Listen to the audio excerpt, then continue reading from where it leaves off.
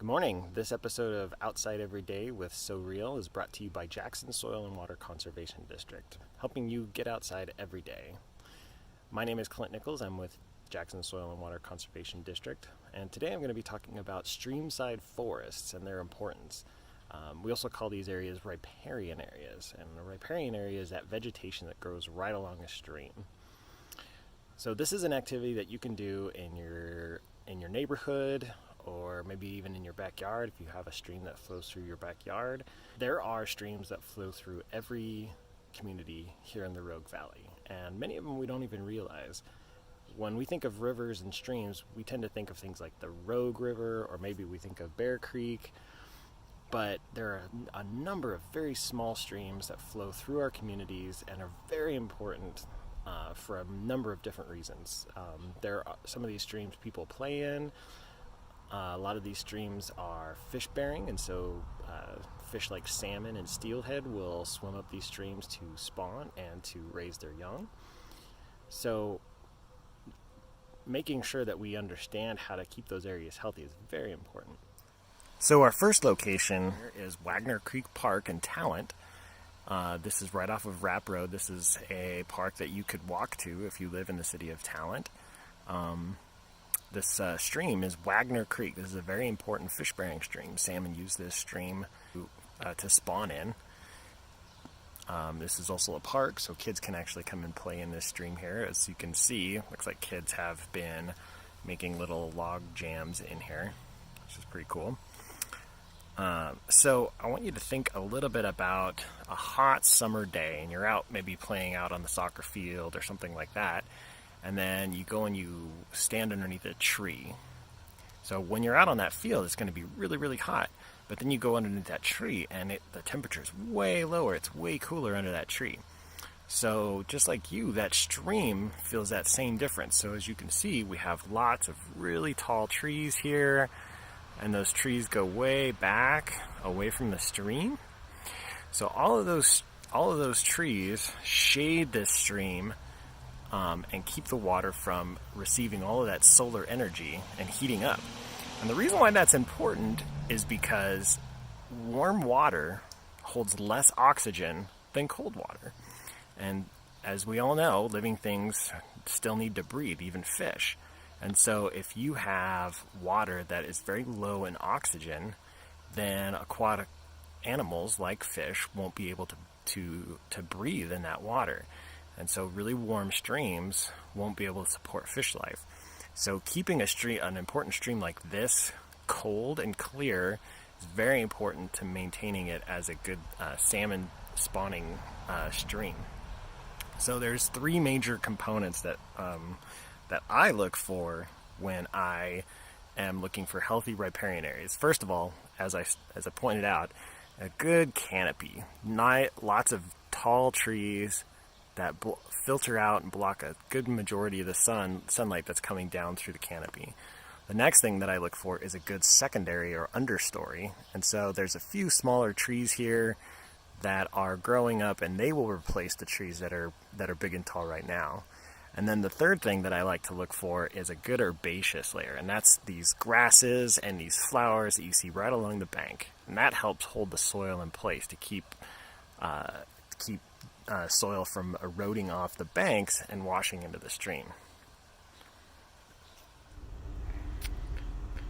All right, so this next location is actually in Central Point. If you've ever been shopping at the Albertsons off of Pine Street, this is Mingus Creek. Believe it or not, there actually is a creek here. It flows right through the parking lot, and this is actually a tributary of Bear Creek. So unlike the last site that we looked at, you can see there's no trees, there's really no shrubs, and the sun is shining right down on the water's surface.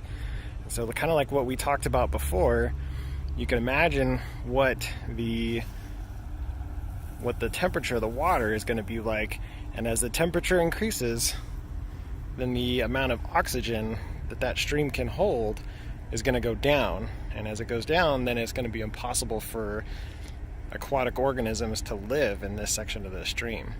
So a section like this would essentially break the continuity from fish swimming upstream to find a location to spawn, they couldn't be able to get through this area because the water is too warm and there's no oxygen in the water for them to survive. Okay, so this location is Griffin Creek in west central point, sort of north side of Medford. This is on the trail from Flanagan Park. The trail is just up there. So if you go to Flanagan Park, it's off of Beale Road. You can actually walk to this section of the creek.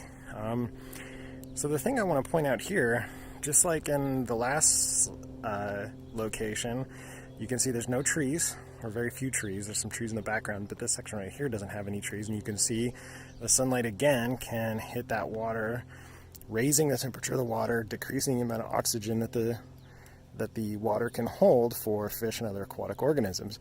So one of the things that I want to point out here, while on this side we have a really nice cover of grasses and other small plants, the other side is dominated by blackberry. So blackberry is a very common plant that we find in a lot of riparian areas, and it's very aggressive. You know, the blackberries are probably pretty sweet to eat, especially in the summertime, but they tend to dominate our riparian areas like this. And the problem is that for as long as there is going to be this blackberry hedge along the stream, nothing else will grow here, because blackberry are so aggressive that they're very effective at taking all the nutrients out of the soil and all the water out of the soil so that no other trees or shrubs can get established. So you can see there's lots of blackberry here, lots of grasses on the side, but again, no shade for this creek. And you can see this blackberry hedge goes all the way back into there, and you can barely see the water. So in places like this, you know, the shrub layer, that blackberry layer, may cover the water a little bit, but it's never going to be as effective at blocking direct sunlight as a good canopy of trees would.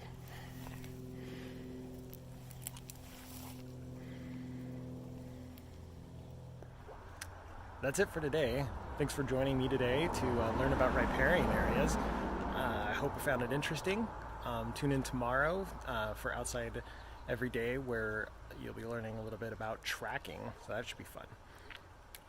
So I want to remind everybody to, if you're out walking around in your neighborhood, or if you are sitting in your sit spot and journaling in your nature journal, if you happen to be near a riparian area, maybe include something about what you observe of the riparian areas in your neighborhood. Maybe record that in your nature journal. Think about it when you're sitting in your sit spot. And hope everybody has a good day.